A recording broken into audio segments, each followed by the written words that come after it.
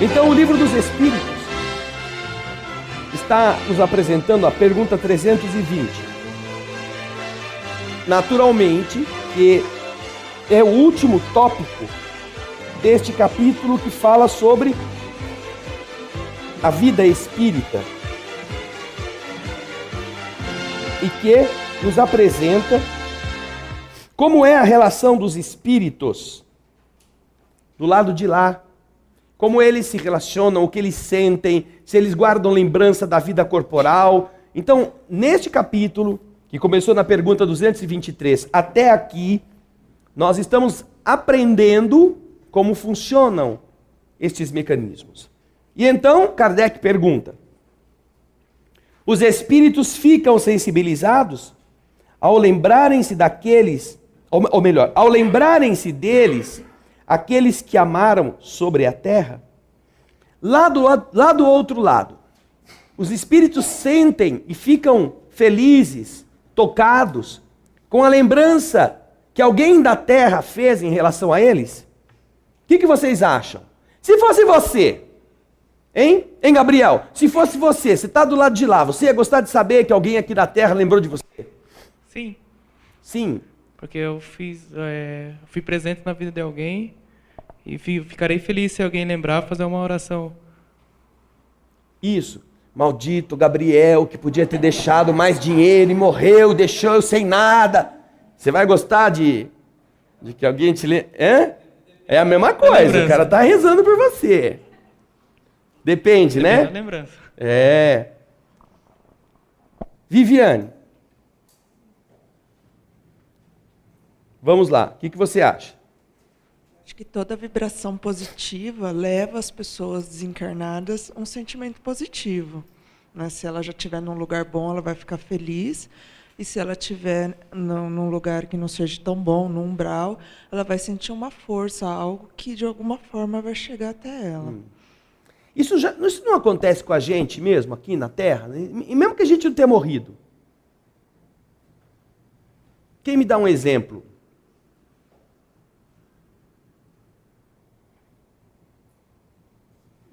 Vai lá, Cícera. Eu tenho um irmão que mora em Mato Grosso e às vezes aos domingos toco o telefone e é ele e eu fico feliz. E ele liga para casa, liga para minha mãe, então é uma lembrança boa. Quer dizer, ele continua lembrando da gente. É isso. Uma pessoa que você conhece assim, muito assim por cima no seu trabalho. Alguém que faz café lá na sua empresa e ela tira férias, vai lá para Juazeiro do Norte. Aí um belo dia você está lá na empresa, chega um cartão postal para você. Da faxineira, da copeira. Olha, dona fulana, eu estou aqui na minha terra, estou mandando esse cartão para a senhora saber como que é bonito por aqui. Puxa vida, ela não é seu parente, ela não tem nenhuma ligação direta com você. É uma empregada da sua empresa que você, às vezes, nem nota, nem fala bom dia. Mas lá em Juazeiro, ela demonstrou que ela lembra de você. E essa lembrança toca a pessoa, porque você vai descobrir, então, como essas pequenas coisas fazem você se sentir querido ou querida. Não importa por quem. Não importa por quem. Você se sente feliz quando um bicho te quer. Quando um animal se aproxima de você. Isso te faz se sentir bem. Quando o gato passa e fica roçando na sua perna, mesmo que por interesse, ele quer que você dê comida para ele. Mas você fala, safadinho, bandido, vem cá que eu vou dar comida para você. Você entra no lugar, o passarinho está cantando. Ai, só foi me ver, já está cantando. Então, isso já é bom com animais. Imagina com pessoas. Você ser querido ou demonstrarem a você que você... Mas ela mandou para todo mundo? Não, não, dona fulana, só chegou para a senhora. Porque é claro que se ela mandar um cartão postal para cada pessoa da empresa e todos receberem um cartão, você vai falar, ah, tudo bem, ela gosta igualzinho de todo mundo. Não foi uma coisa especial para mim. Mas se só você recebe, quando ela voltar de férias, você vai tratá-la diferente. Porque você vai sentir que aquela pessoa tem por você um afeto. Representado num pedaço de papel mal escrito, que veio de um lugar pobre, com o seu nome, mas que veio para você. Nós somos assim, já quando estamos na terra.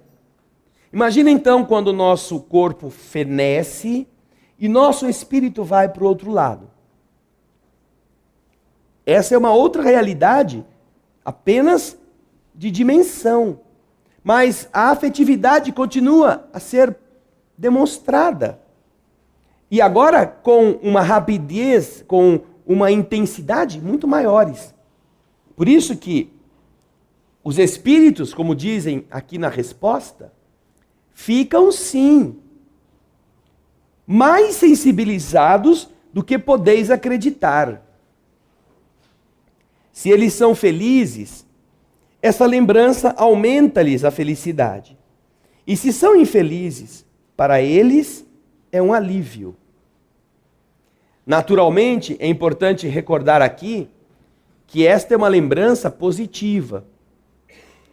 Porque quando nós temos, para com os que já partiram, uma lembrança amarga, quando nós usamos dos temas das conversas para achincalhar aqueles que foram embora, para falar mal, para desfazermos-nos, essas vibrações não são agradáveis. E elas certamente vão chegar até o destino. Duas coisas interessantes a esse respeito. A primeira você observa em algumas obras espíritas.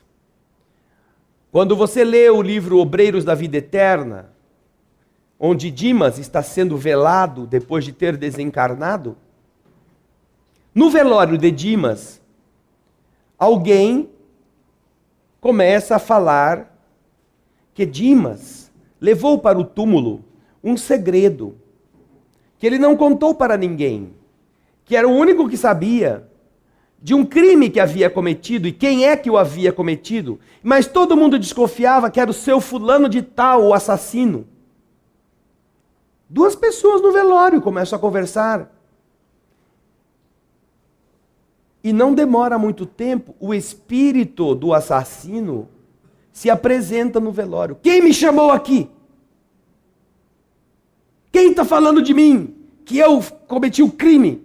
Ou seja, você observa que aonde ele estava, e ele não estava ali, a menção do pensamento e da fala atraiu, conectou-se com aquele ser, que imediatamente comparece e vê o corpo de Dimas.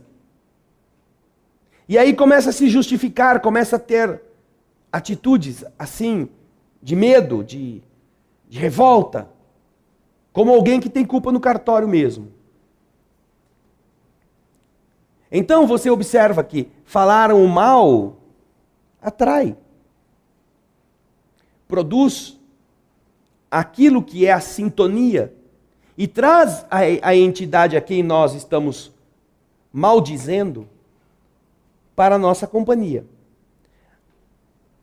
Às vezes nós estamos falando injustamente. Nós não conhecemos os fatos totalmente. Mas às vezes estão sendo verdadeiros, mesmo assim. Se ele ainda acha que ele é inocente, ele vai atacar você. Agora, o outro fato também é muito interessante. Vocês vão encontrar esse fato narrado no livro O Semeador de Estrelas, de Sueli Caldas Schubert. O texto vem com o título O Suicida do Trem. História essa que eu assisti pessoalmente, o próprio Divaldo comentando. Certa vez, lá na cidade onde mora, correu a notícia, a imprensa publicou o suicídio de um homem na linha férrea. E o Divaldo costumava ter um caderninho, uma caderneta, onde ele anotava nomes de pessoas que precisavam de oração. E ele ficava, ao longo do mês, todas as noites, ele rezava um pouquinho para cada um. Rezava por aquele, não conhecia. E ficava pedindo a Deus, se ele soubesse a causa da morte, algum detalhe, ele escrevia lá. O nome, o lugar, como é que morreu. E ele então rezava, e rezava, e rezava, e rezava. Aí depois de uns anos ele tirava aquele e já punha outro no lugar. O caderninho ia acabando, ele ia fazendo um rodízio. E então, um certo dia, ele estava passando por problemas muito graves. E ele estava chorando no quarto, olhando pela janela antes de dormir. Segundo ele mesmo relata, conversando com uma das estrelas que sempre passa por ali. Estrelas no céu que vão ao longo da madrugada transitando, e ele então conversava com ela. E ele estava chorando. E aí, depois de um certo tempo, surge alguém no quarto, um espírito, que chega até ele e fala para ele: Divaldo, eu vim aqui porque eu quero te fazer um pedido. E Divaldo, né? Não tem sossego nem para chorar, né? Pois não, meu filho. Eu vim aqui pedir para você não chorar. Ah, não me peça isso. Hoje, por favor, não me peça. Deixa eu chorar. Eu estou passando por problemas, eu preciso pôr para fora. Sim, Divaldo, eu entendo isso. Mas é exatamente por causa disso que eu vim aqui. Você não sabe quem eu sou. Você sabe? Não, meu irmão, eu não sei quem você é. Mas eu sei, Divaldo, quem você é. Há mais de 10 anos atrás, eu me atirei debaixo de um trem. E eu estava perdido de desespero, imaginando que o trem ia acabar com a minha vida. Mas o trem passou em cima do meu corpo e eu continuei vivo. Mas eu queria sair dali e não conseguia. E então eu começava a levantar, e ao mesmo tempo que eu começava a levantar, vinha a luz do trem de novo e me amacetava. E eu então gritava de desespero e começava a levantar, e eu via o trem vindo em cima de mim novamente. Aquela luz, aquele barulho, as ferragens. E aquilo que foi uma vez para o meu corpo, eu não sei quantas vezes foi para meu espírito. Com o passar do tempo, eu comecei a ouvir o meu nome. Entre um trem e outro, na verdade, o que ele estava era revivendo na consciência a mesma cena, como acontece com o suicida. Eu ouvi uma voz que falava o meu nome. E cada vez que isso acontecia, eu sentia um alívio. Mas logo o trem passava de novo por cima de mim. Mas com isso eu comecei a perceber que foi ficando cada vez mais distante o trem. E então eu consegui levantar da linha. E eu procurei a voz que falava o meu nome, que pedia a Deus por mim. E eu cheguei até você. Você estava rezando por mim. Eu não te conhecia e você não me conhecia. Mas a sua oração me fazia tão bem, que graças a ela eu deixei a linha onde o trem me atropelava. Segui você, aprendi as coisas bonitas que você sabe e ensina para os outros. Recebi ajuda daqueles que aqui e nas diversas instituições amparam os desditosos como eu. Já se passaram, Divaldo, mais de 10 anos. E eu hoje recebi autorização para vir aqui pedir para você não chorar. Porque, Divaldo, se você chorar, quem é que vai orar por aqueles que se mataram como eu me matei? Quem é que vai ter a lembrança de pedir a Deus pelos infelizes do mundo como eu? Porque são tão raros os que fazem isto. Por isso, Divaldo, eu sei que você está triste, eu sei que você tem motivo. Mas eu vim aqui te pedir, não chore. Porque tem muitos precisando da sua oração.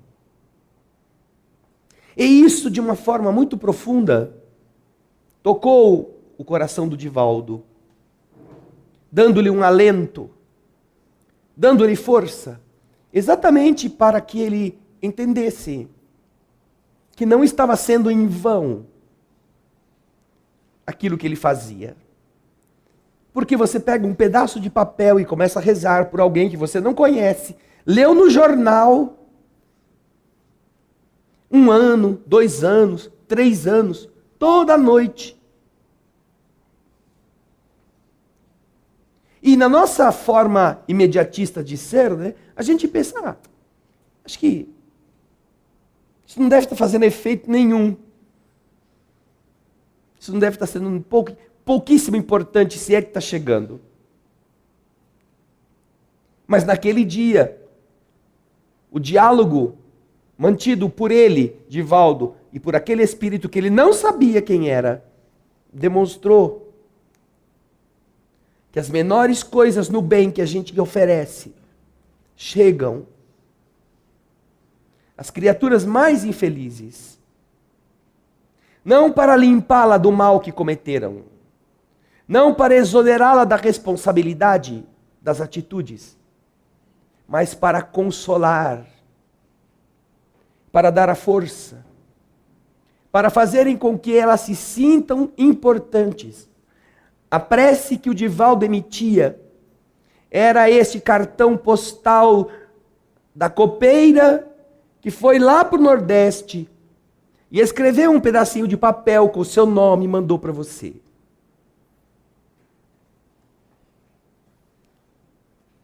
E isso chega. Por isso que os espíritos respondem o que responderam. Mais do que criais, os espíritos ficam sensibilizados por aqueles que os amaram quando se lembram deles. Se são felizes, essa lembrança lhes aumenta a felicidade. E se são infelizes, para eles, a lembrança é um alívio. É o caso do suicida do trem. Pergunta 321. O dia da comemoração dos mortos tem alguma coisa de mais solene para os espíritos? Eles se preparam para vir visitar aqueles que irão orar sobre seus despojos? O que vocês acham? Ricardo? Eu não acho. Eu estava perdido. Eu estava tão perdido que você me achou aqui antes de eu achar.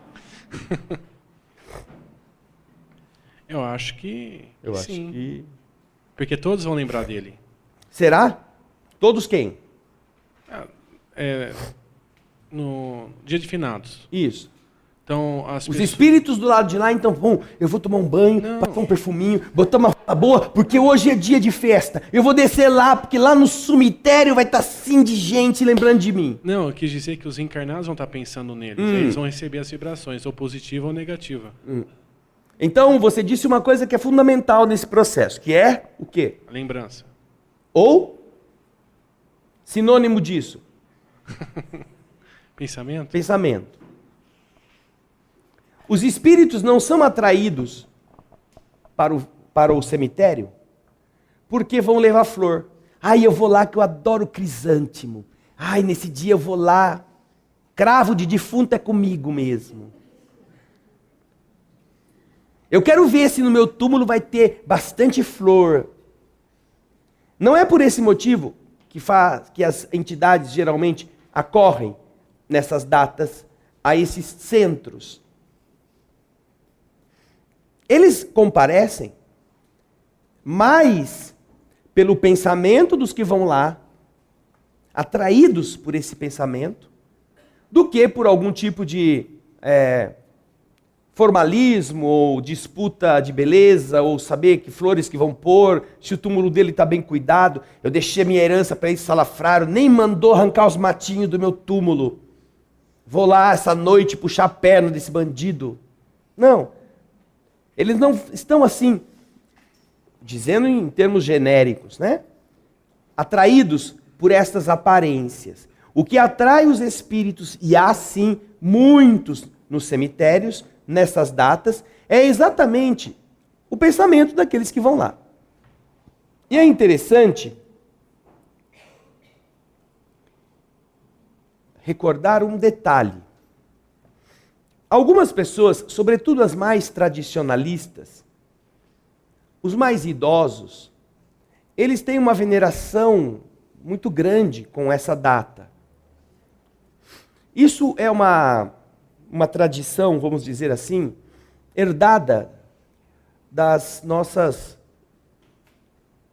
ações ou dos nossos hábitos na cultura latina. Os romanos cultivavam esse tipo de procedimento. E muitas coisas que nós fazemos no nosso dia a dia são expressões dessas rotinas herdadas da civilização romana. Então, por exemplo, você vai observar como o filho homem na nossa civilização ocidental, ele tem uma prevalência no gosto daqueles que vão gerar a prole.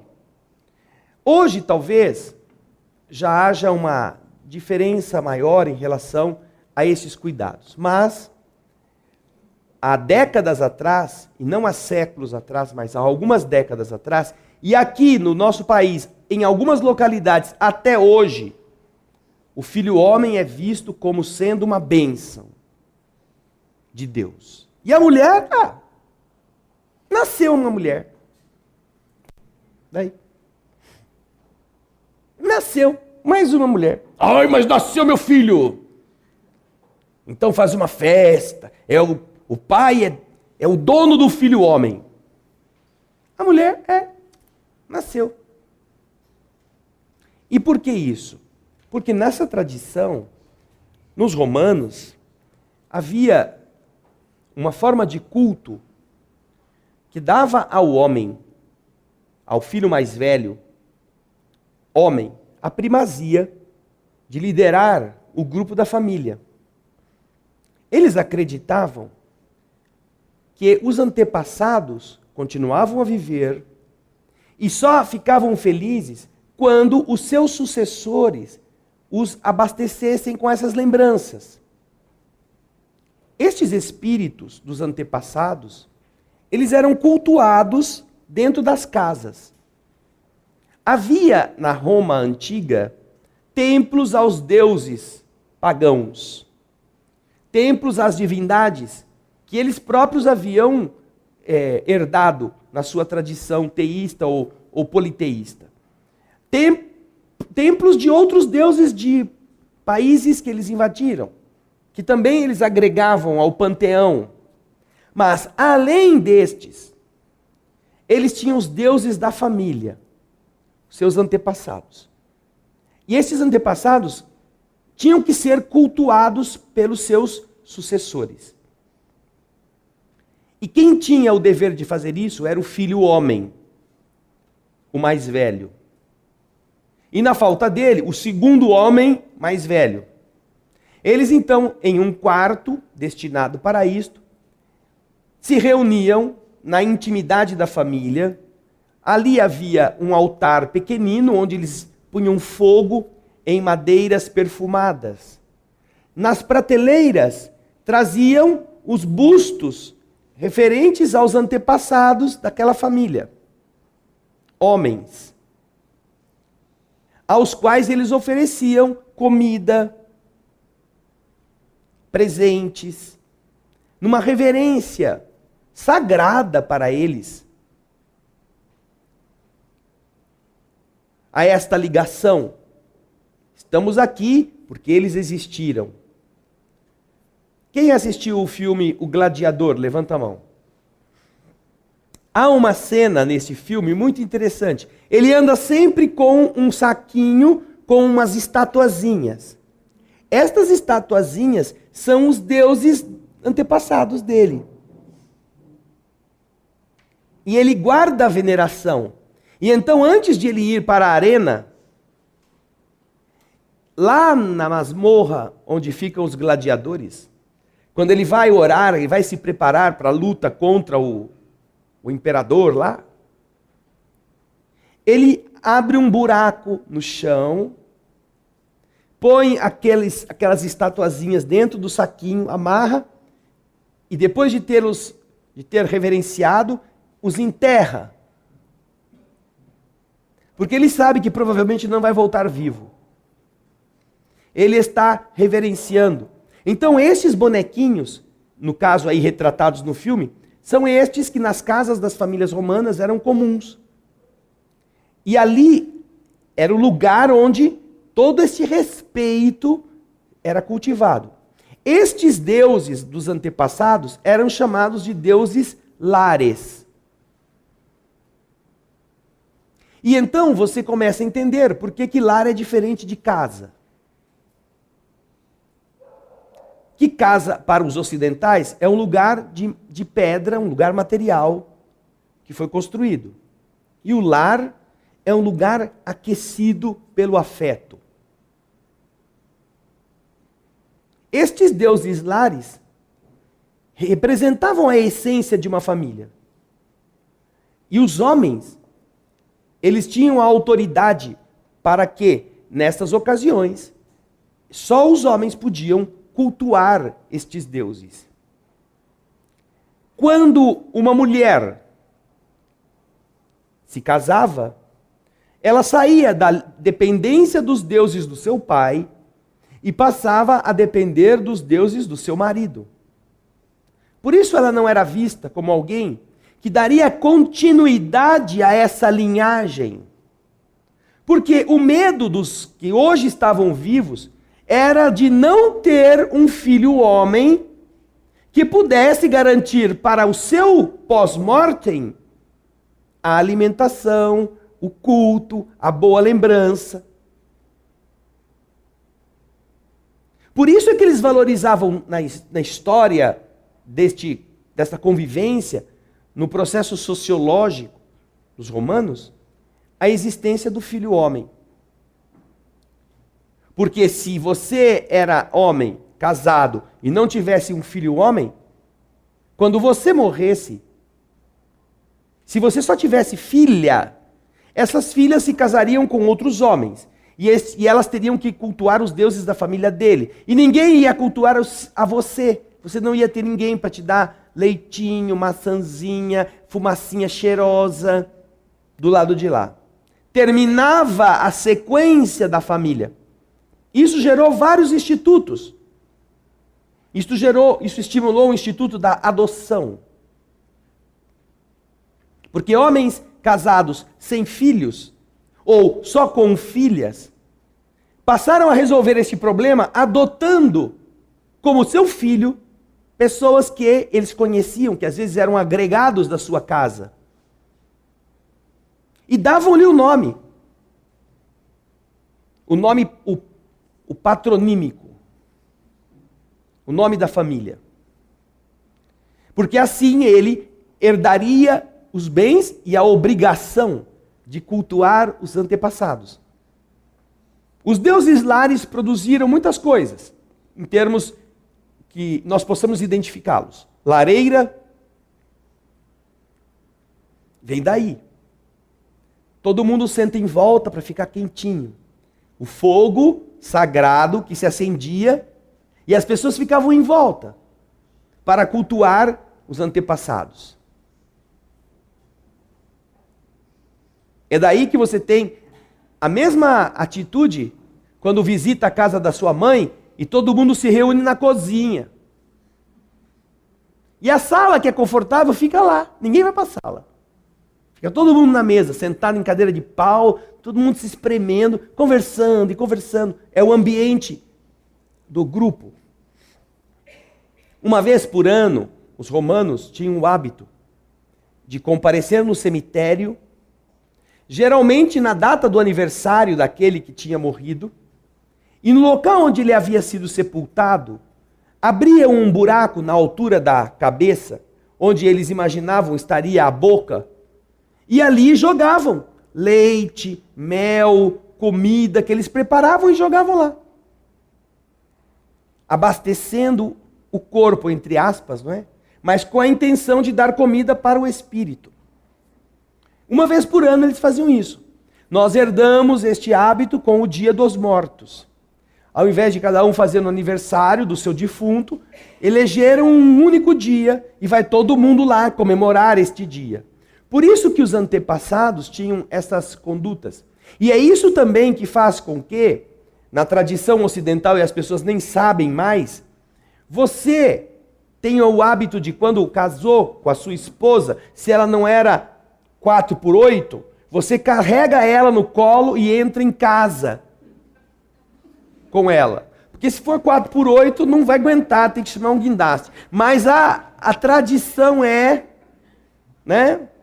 Você agarrar a mulher na porta, ei, vem, beijinho, vou entrar, tchum, e entra dentro do lar, carregando a sua esposa. E isto é o quê?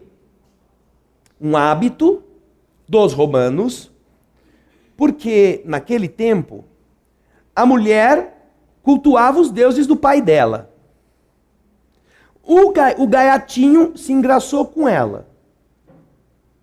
Ele tem os deuses da família dele. Mas ela tem os deuses da família dela, que ela não pode renegar. É um ato de ingratidão a mulher que cultuou a vida toda os deuses do pai, o avô, o tio. Agora, sair de graça e trocá-los pelos deuses que ela nunca viu na vida. Então, o conceito romano era de que a mulher fez isso forçada. Então, nesta ideia, o rapaz tinha que ir lá e raptar a moça, como se fosse à força, para que os deuses da família não ficassem irados contra ela, porque olha, ela não queria, mas ele veio aqui e arrancou ela de nós. E a partir de então, ela ficou com ele, gostou tanto que acabou ficando.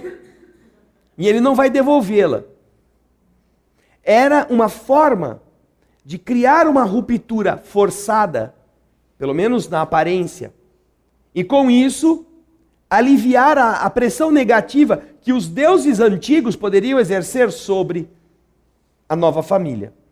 E então, deste hábito, restou, quando o músculo do homem consegue e as banhas da mulher permite, restou ele pegá-la no colo antes de entrar em casa, depois de casados, e então romper o umbral da sua residência, mostrando para eles, olha, eu acabei com a vida de vocês agora, vocês vão ficar para lá, ela agora é minha e os meus deuses vão protegê-la. E entrar assim com ela em casa. Todos estes hábitos estão espelhados neste gesto. Por causa disto, os mais antigos, ainda sem saber de todos esses detalhes, eles costumam ainda cultivar determinadas tradições. Nós observamos que na língua, ou nos povos latinos, o nome do marido sempre teve mais importância. O nome do pai sempre vinha por último, no nosso modo de organizar juridicamente as famílias. Então, o último nome é o nome do seu pai. Você, quando se casa, geralmente, até tempos atrás, era obrigada a pôr no seu nome o nome o sobrenome do seu marido, que era o quê? Eram os deuses da família dele, que você adotava como seus. Se tivesse que tirar algum nome do seu nome para não ficar muito comprido, você tirava o nome da mãe.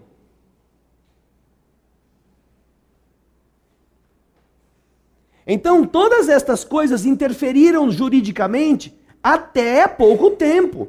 Hoje, o nosso ordenamento jurídico não obriga mais que a mulher adote o sobrenome do marido. Não obriga. Mas se ela quiser, ela pode. Mas ela não é obrigada. Mas antes era. Agora, os filhos são batizados ainda com, primeiro, o nome da mãe, menos importante, o sobrenome, né, da mãe, e depois, por último, o sobrenome do pai. Isso tem que ser. E também com este modo de entender a respeito do nosso passado, vocês vão compreender por que os imperadores, os príncipes, eles tinham aqueles nomes. Procura o nome completo do imperador Dom Pedro I ou Dom Pedro II, Ana Paula. Falando do Brasil agora, de 180 anos atrás. Vocês vão ver que coisa interessante.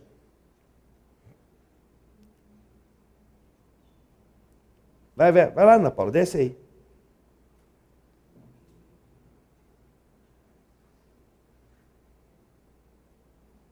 Procura aí, acho que não está aí não. Volta lá onde você estava. Volta lá onde você estava. Volta na setinha à esquerda, no alto da tela, Ana Paula. Isso, agora tá. Qual o nome inteiro de Dom Pedro? Isso, embaixo. Aí mesmo onde você estava, Ana Paula. Vai embaixo um pouquinho. Aí, tudo bem, já chegou. Desce lá. Veja só, o nome completo de Dom Pedro I era Pedro de Alcântara, Francisco, Antônio, João, Carlos, Xavier, de Paula, Miguel, Rafael, Joaquim, José, Gonzaga, Pascoal, Cipriano, Serafim, de Bragança e Bourbon, Gaspar. Não, o Gaspar fui eu que pus. Pô, mas quanto nome! Imagina pôr isso numa carta, remetente. Tem que escrever 2 envelopes. Pedro de Alcântara, Francisco, Antônio, João Carlos, Xavier, de Paula, Miguel, Rafael, Joaquim, José, Gonzaga, Pascoal, Cipriano, Serafim, de Bragança e Bourbon. Bourbon. Ele fazia parte dos Bourbon.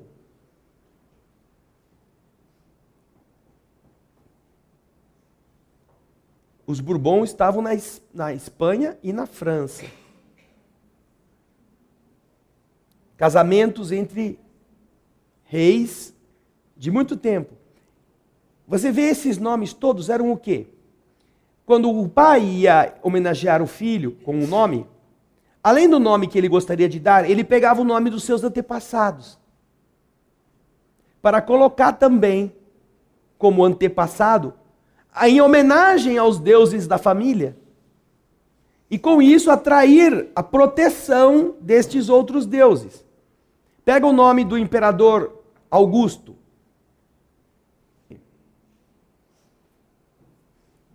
Essa era uma maneira de você atrair bons fluidos, que ainda hoje é comum.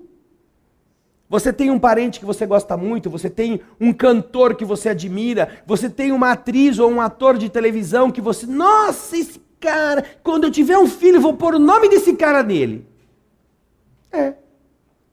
Então, em novelas, você vê certas novelas, que naquela época todos os filhos das pessoas que são fã daquela novela põem o nome da pessoa, daquilo que está na novela. Né? Você vê, as pessoas elas admiram e então, além do nome principal, colocam o nome do ator, do personagem. E aí fica uma coisa esquisita. Mas, por exemplo, eu outro dia, há não muito tempo atrás, indo com o Gaspar num lugar, encontrei uma pessoa que se chamava Porcina. Não é? Porcina. A idade dela é mais ou menos do tempo da novela. Eu não sei se ela matou a mãe, mas ela não conseguiu mudar o nome. Achou aí, Ana Paula? Aqui, ó. O imperador Augusto se chamava Caio Otaviano Júlio Turino. Eram esses os nomes, Ana Paula? Isso. Ó, Caio Otaviano Júlio Turino, foi o que a Ana Paula encontrou aqui. E esse Júlio era do quê? De Júlio César, de quem ele era sobrinho. Quando nasceu, Júlio César era um personagem de alta envergadura da família, e então foi homenageado, puseram o nome do Júlio César no pobre do infeliz aí.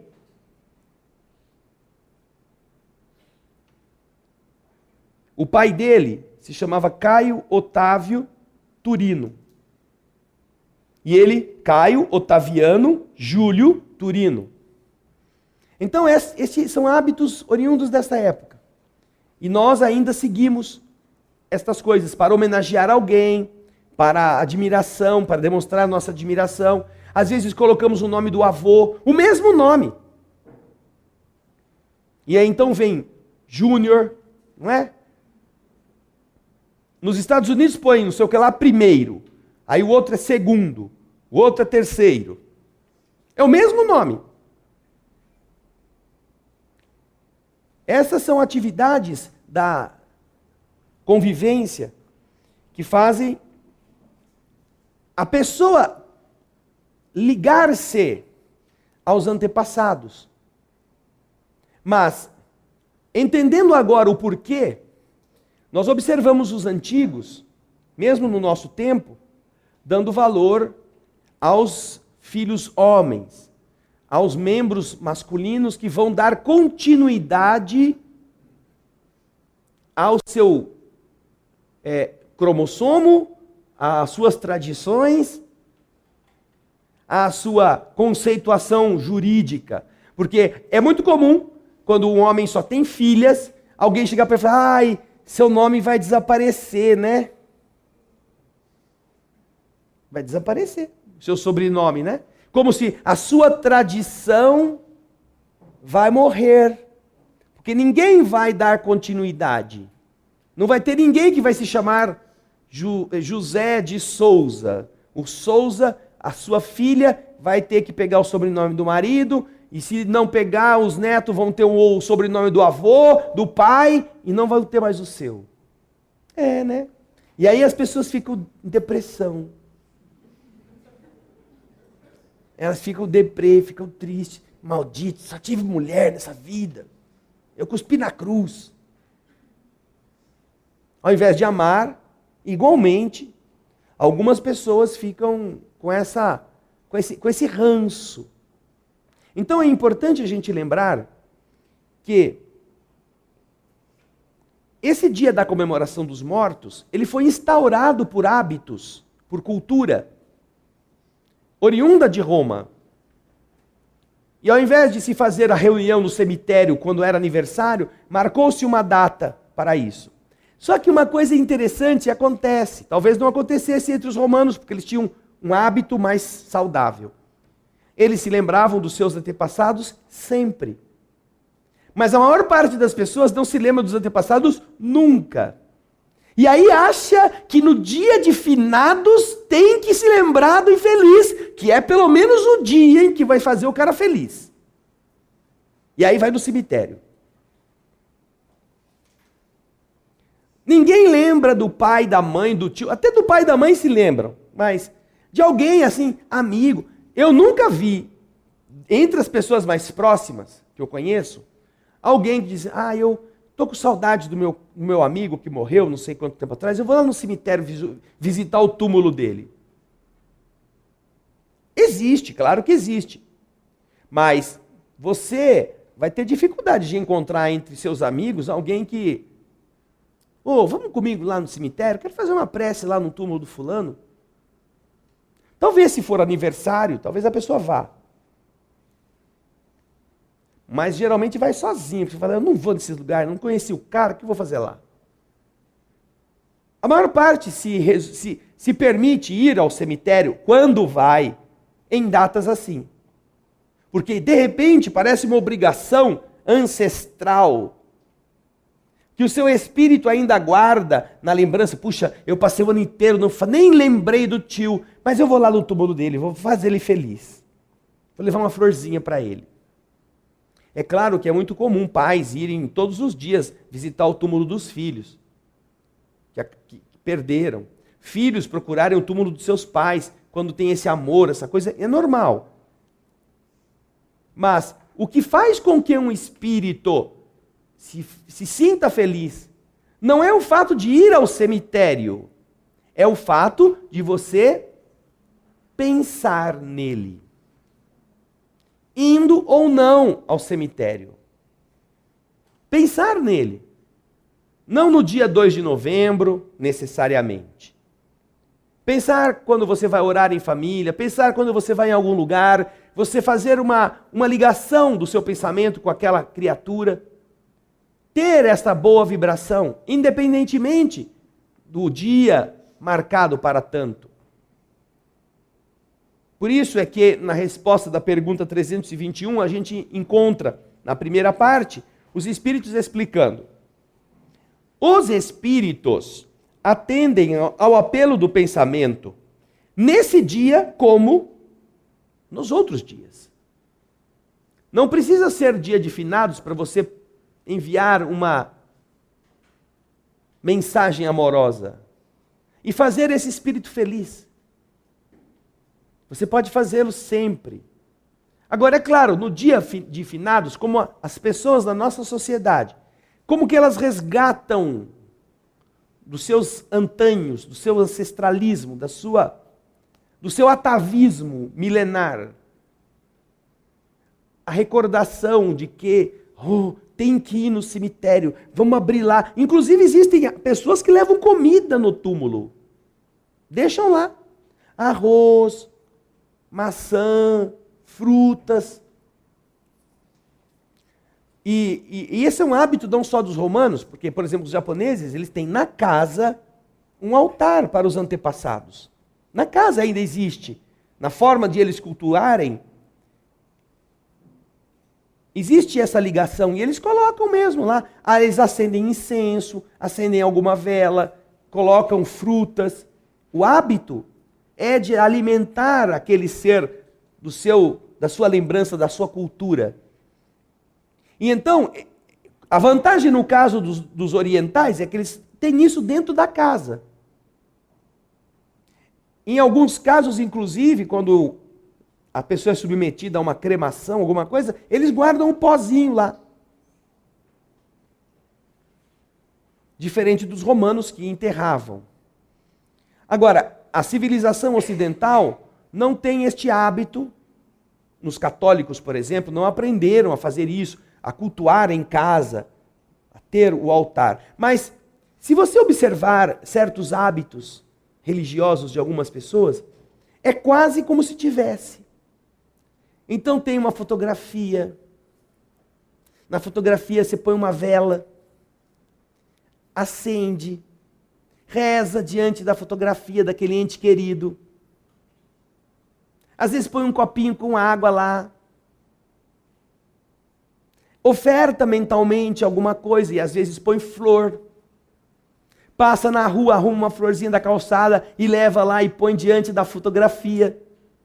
Isso é quase o altar dos romanos. Só que aí é na cômoda, no quarto, no criado mudo, ou no lugarzinho escondido. Mas algumas pessoas ainda fazem isso. Aí do lado põe a foto da Nossa Senhora, põe a de Santa Teresinha do Menino Jesus, se a pessoa cultua essa lembrança. Do santo de preferência. Compra umas estatuazinhas lá de São Benedito. Põe lá a estatuazinha. Então você chega naquele negócio, é um peroleiro.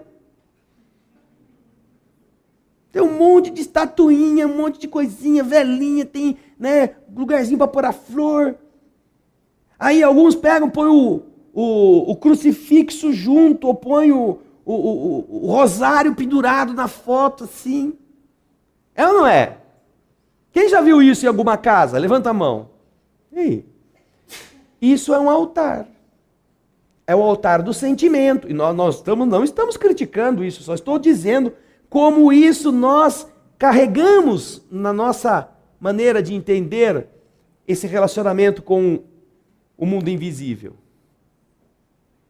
Mas ainda tem aquele negócio, né? Não, dia 2 tem que ir no cemitério. Nós temos uma senhora que vem aqui na nossa casa, uma das mais antigas trabalhadoras, que agora, pela questão da idade, já não tem podido se deslocar. Mas uma vez estávamos aqui fazendo remédio. Passamos sábado e domingo fazendo remédios. Né? Trabalho puxado, ela já tinha mais de 80 anos. E então, na hora da finalização, quando nós nos reunimos e fazemos a prece, estávamos aqui no corredor, eu, terminando um pouco da prece, fazendo alguns comentários sobre o remédio, né? Eu falei assim, bom, que nossa oração também possa se lembrar dos nossos antepassados, porque hoje é o dia 2, era domingo de finados. Já era 4h30, mais ou menos, 4 horas por aí. A hora que essa velhinha escutou que era finados, ela tinha 15 anos. Ela pulou da cadeira. Ai, meu Deus, é finados, eu tenho que ir lá no cemitério. O rapaz que estava saindo, que ia embora, ia passar por perto, nosso companheiro, tinha um caminhão, ele tinha vindo de caminhão. Pois quando ele se deu conta, ela já estava em cima do caminhão, na cabine. E ela desceu que nem um azogue quando chegou no cemitério, por causa do horário que ia fechar o cemitério, ela tinha que ir no cemitério. E quem que ela ia visitar no cemitério? O marido. Que era uma praga para ela. Era uma praga para ela, o marido. Mas ela tinha que ir no cemitério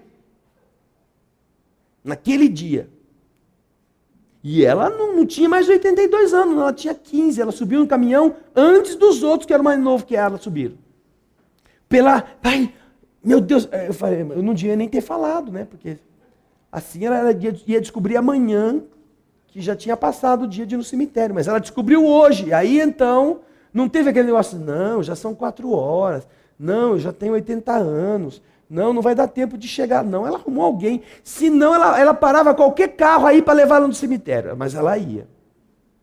Então você vê como os antigos têm esse apego a essas tradições. E nem entendem por quê.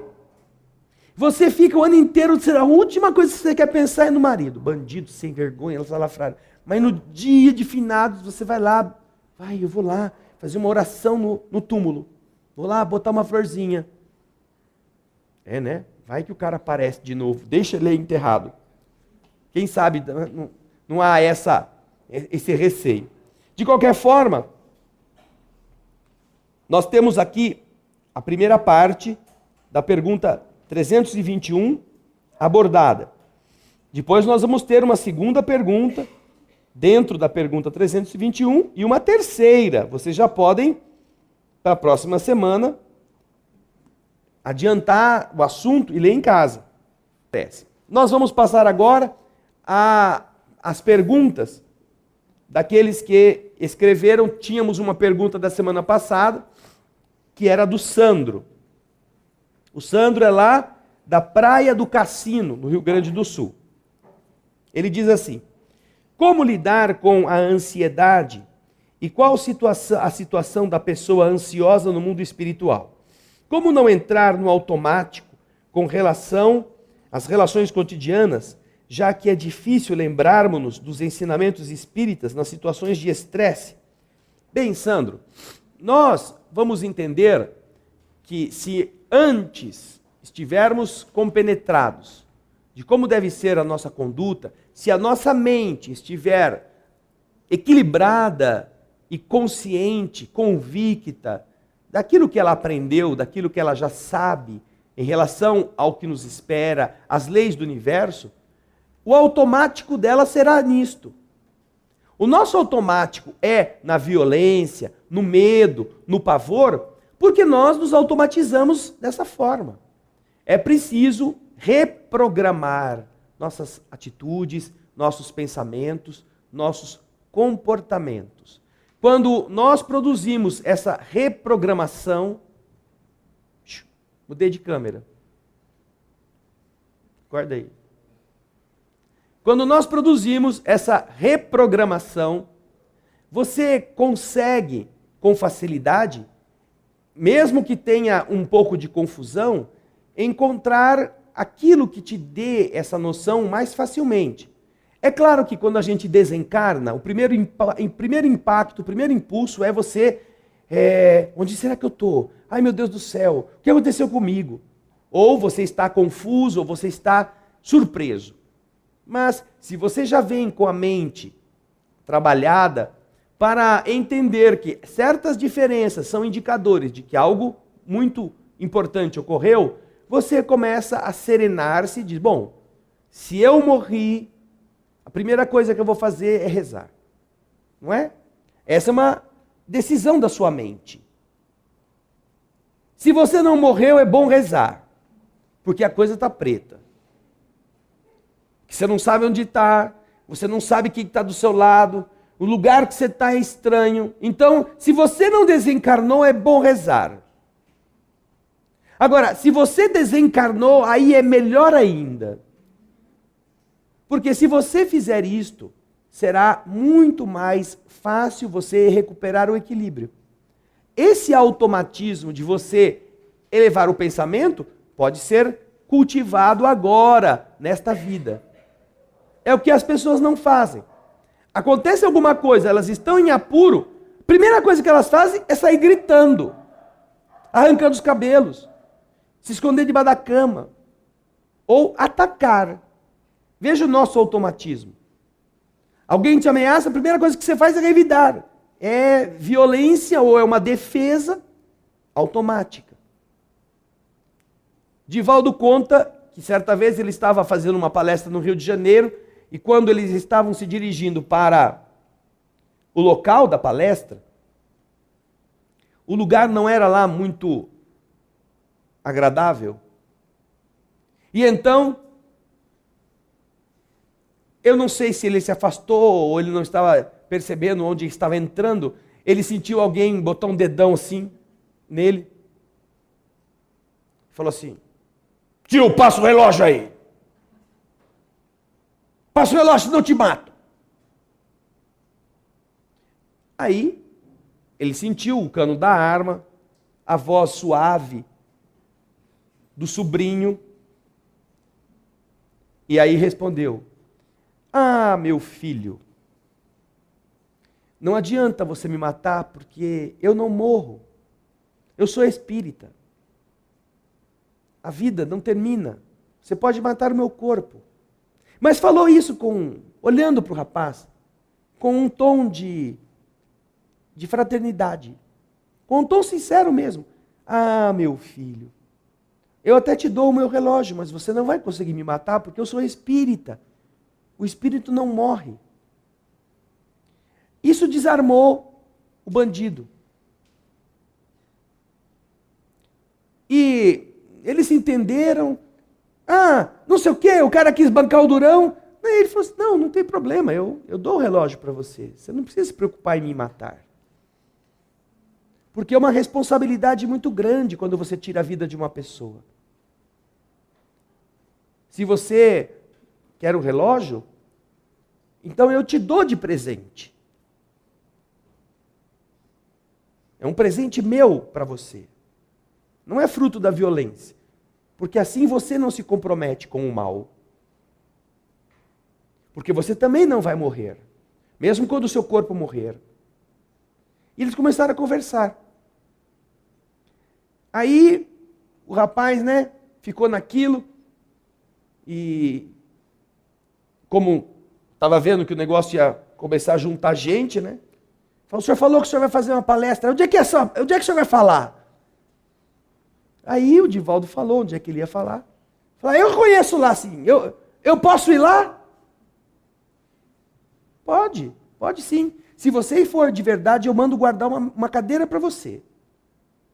Não, eu vou. Porque o senhor falou umas coisas aí que eu achei legal. E então, naquela palestra, na noite, o Divaldo mandou guardar uma carteira para ele. Mas olha lá, hein, tio. Não vai mais criar uma armadilha para me prender, hein? Não. Eu já teria gritado aqui se eu quisesse que a polícia viesse. E o rapaz foi. E tinha uma cadeira mesmo. E o Divaldo falou bastante. Aí, quando terminou, todo mundo veio se aproximar do Divaldo, faz aquela coisa, aquela fila, não sei o quê, né? Aí o moço veio também. E aí disse para ele: ó, tio, o que você falou aí, eu concordo com tudo, viu? E então, Divaldo pediu para ele esperar, o pessoal ir embora, e aí eles conversaram mais intimamente. E aí ele falou assim: eu ia matar você mesmo. Quando eu fui lá, te botei o revólver. Mas aí você falou assim para mim: ah, meu filho.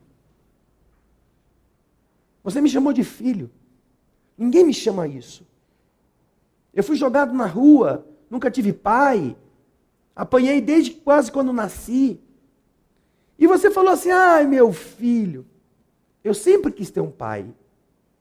Aí eu fiquei pensando: como é que eu posso matar um homem que me chama de filho?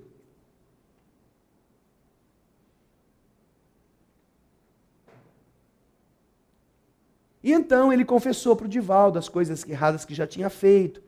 Naqueles momentos em que a pessoa quer pôr para fora, né, todo o podre que ele já acumulou. E conta o Divaldo que eles ficaram amigos. E então ficaram combinados que todas as vezes que o Divaldo fosse naquela baixada lá, ele ia ser o guarda-costas do Divaldo. E passou a ser. Ele que conhecia a bandidagem toda.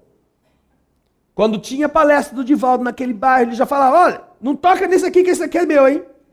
Pode passar para... Vai. Aí o Divaldo, esse daqui é um bandido sem vergonha, ladrão, filho, você não imagina. Vamos por aqui que esse negócio aqui é perigoso. E passou a ser o guarda-costa do Divaldo. Quando o Divaldo vai lá, ia ser um trabalhador do bem, tentando resgatar os outros daquela situação. Então, Sandro, é como nós estamos introjetando os ensinamentos e como nossa reação pode ser reprogramada, é que nós vamos encontrar do lado de lá a mente funcionando de um jeito ou de outro. Isso é comum, inclusive durante o sono. Se você, ao dormir, programar a sua mente para a seguinte atitude: se eu estiver numa situação difícil, se eu estiver com medo, ao invés de eu sair correndo, eu vou rezar. Você vai ter um pesadelo de que tem um bandido correndo atrás de você e você vai sair correndo. Daí você fala: puxa vida, eu falei que se eu quisesse, se eu tivesse com medo, ao invés de sair correndo, eu vou rezar. Dorme de novo. No outro dia, eu vou rezar, se eu tiver algum problema, eu vou rezar. E aí você vai colocando isso essa ordem, você vai deixando no seu inconsciente. E ao mesmo tempo, o espírito amigo que vai com você nesses lugares, ou que leva você às experiências oníricas, você vai passar por aquele negócio, e a hora que você vai preparar, sebo nas canelas, ele vai falar assim: você vai rezar, rezar, isso mesmo. Então vai acontecer um primeiro momento, você fala: eu não vou correr, eu vou rezar. E então você fecha o olho e fica esperando levar o tiro, levar a mordida, seja lá um jacaré, um crocodilo, um cachorro que vem bravo, alguma coisa que vai te ameaçar, e você começa a sair: Pai nosso que está no céu, santificado, e fica esperando. E não acontece nada. Aí você abre um olho, abre o outro. Ué, cadê o cachorro? Nossa, não é que dá certo? Aí então você começa a colocar para você que toda vez que você estiver em perigo, você faz uma prece. Seja esse um perigo durante a vida, encarnado, acordado, ou durante o repouso da noite, ou depois da morte, quando você está do outro lado. Acostumando-se a fazer isto, a sua mente ela muda a postura diante destes obstáculos. Então, Sandro, estas coisas nós devemos trabalhar agora, conosco, nestes momentos. Seja em atitudes que a gente vai tendo no dia a dia, questionando por que eu sou ansioso, por que eu estou aflito, por que eu estou sofrendo por antecipação. Para com isso. Muda o foco. Ou antes de dormir, para que você, como espírito, atue ao invés de reagir. E isso vai preparar a gente para quando chegar o momento desta mudança definitiva, desta vida para outra, você já, então agora, é o que fala irmão X, ou o irmão Jacó, desculpa, no livro Voltei. Quando meu corpo começou a desencarnar, meu espírito começou a desencarnar, eu sabia o que estava acontecendo, porque eu já havia lido a obra de André Luiz que explica o processo da desencarnação. Quando foi comigo não foi novidade, então eu pude entender, porque me lembrava daquilo que eu havia aprendido. Ou seja, o desenlace dele foi muito mais suave, muito mais rápido, muito mais fácil. Tá bom, Sandro? Muito obrigado pela sua participação lá do Rio Grande do Sul. A Penha de Belo Horizonte pergunta: em uma mesma encarnação, uma pessoa pode passar por prova e expiação? Se for afirmativo, o que vem primeiro, a prova ou a expiação? Penha, prova e expiação, ambas significam sofrimento, dor, de alguma maneira. A expiação é a consequência de nossas atitudes que chega como uma necessidade de nos colocar diante dos fatos errados que nós já cometemos para repará-los ou para suportá-los, porque é nosso compromisso. Abandonamos um filho em uma vida, levamos alguém à infelicidade, empurramos alguém para o crime, para o suicídio. Temos responsabilidade com esse espírito.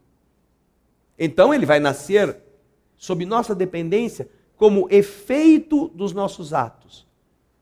Por quê? Porque você prejudicou, agora tem que reparar. É uma expiação. Você estragou o seu corpo físico em uma vida. Você usou bebida alcoólica, você usou o cigarro, você usou a droga, você usou o garfo. E o corpo que era sadio agora, ou no passado, você destruiu. Naturalmente, isso produziu desajustes, desequilíbrios que se transferiram para o seu espírito ou para o seu corpo espiritual. E ao modelar o futuro corpo, os defeitos, eles ficam plasmados na carne do novo corpo. Você então está submetido a expiar as coisas erradas que fez. Com doenças, malformações e coisas assim. Agora, a prova é o quê?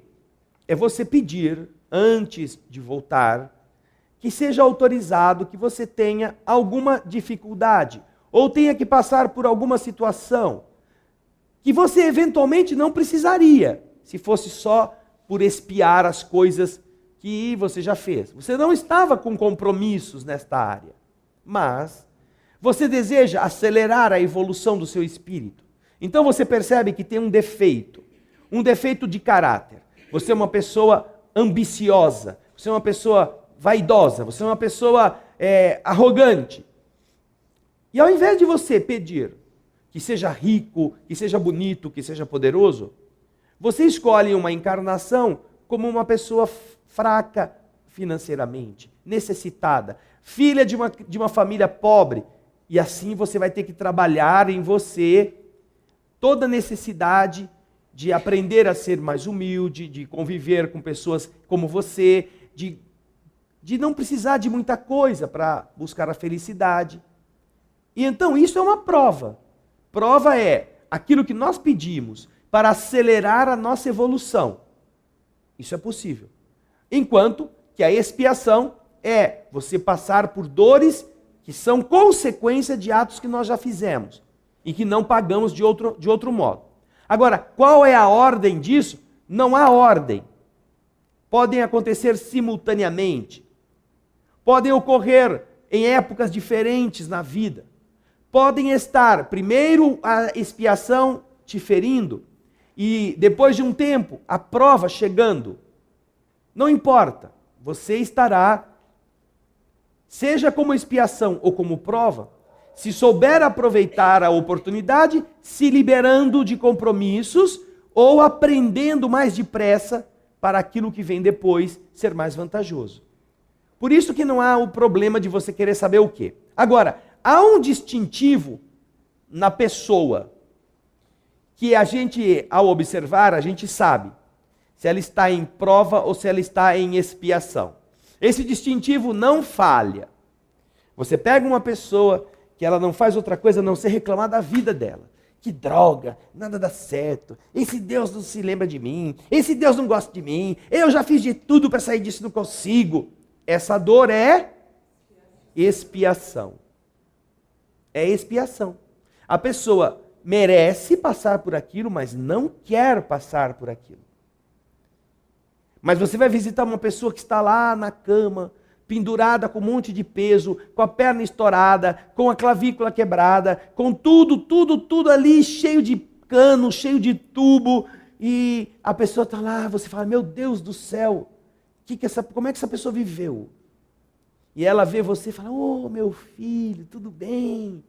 Que bom que você veio me ver. Daqui a pouco eu vou sair. Meu Deus, só se for para o cemitério. Você não fala isso para ela.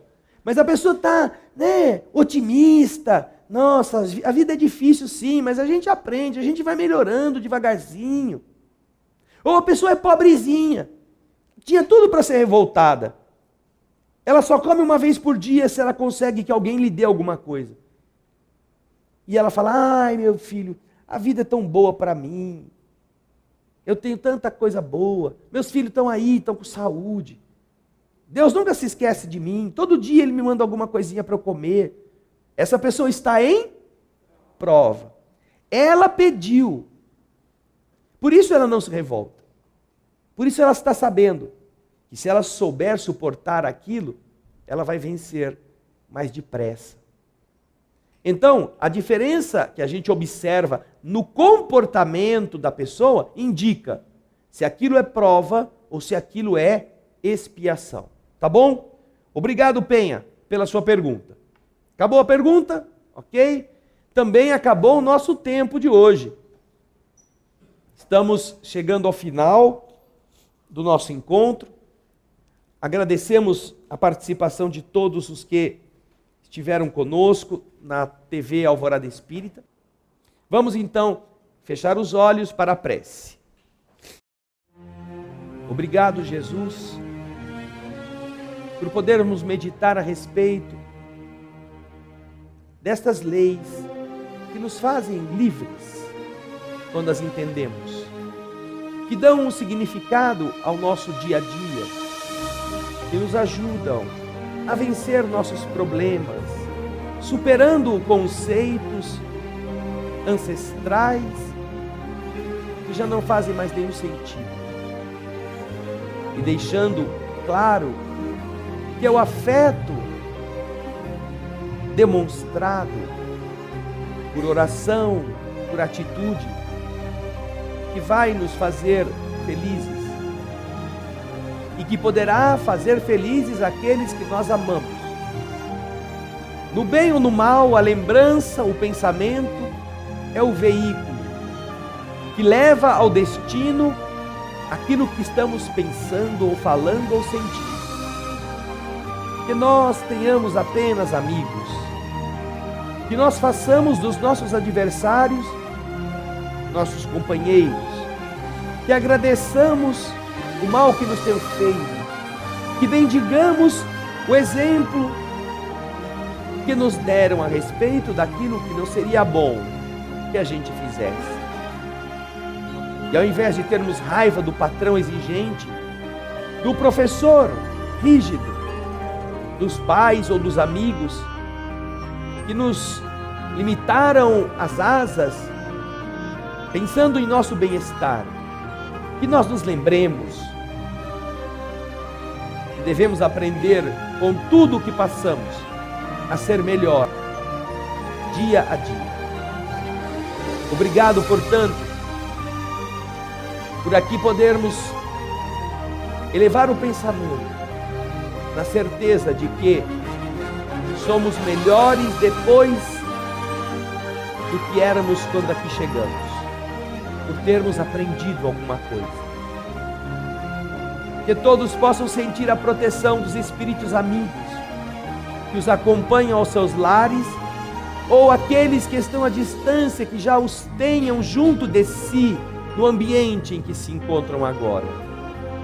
Que a noite possa representar este treino para o despertar do espírito, este reprogramar nossa conduta, esse buscar uma nova perspectiva, para que quando acordarmos, nós tenhamos vivido boas experiências e nos lembremos delas.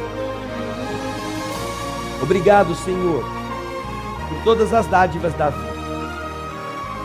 E se nós pudermos chegar vivos até o dia de amanhã, nós as espalhemos como novas sementes. É assim que deixamos aos teus pés, agradecidos, a oração silenciosa de Pai Nosso, que encerra o encontro de hoje. Pai Nosso,